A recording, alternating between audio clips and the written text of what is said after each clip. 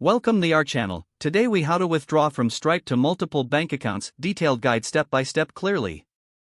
To withdraw from Stripe to multiple bank accounts, first, log in to your Stripe account. Once you're on the dashboard, navigate to the Payouts section. Click on Settings in the top right corner of the Payouts page.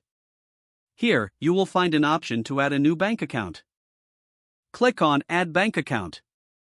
Enter the required details for the new bank account, including account number and routing number.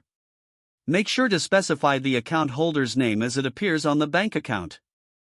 After entering the information, click Save to add the bank account to your Stripe account. Next, go back to the Payouts section. You will see a list of your connected bank accounts. Select the bank account where you want to initiate your withdrawal. Click on the Withdraw button next to that bank account. Input the amount you wish to withdraw from your Stripe balance.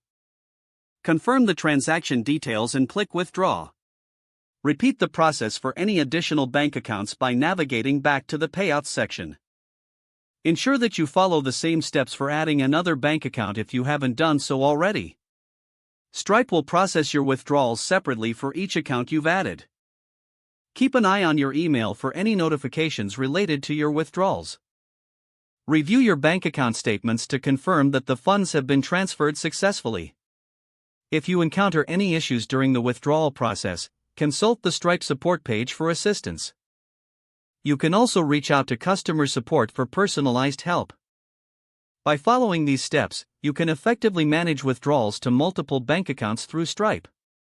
If the page does not load, refresh the browser or try again in a private or incognito window. Make sure you are using the correct email address, then retype it carefully to avoid small typos. If your password is not accepted, use the reset option and create a new strong password you can remember. Check your spam folder for verification or security emails, then complete any requested confirmation steps. Enable two-factor authentication if available to improve account security and reduce unauthorized access risk.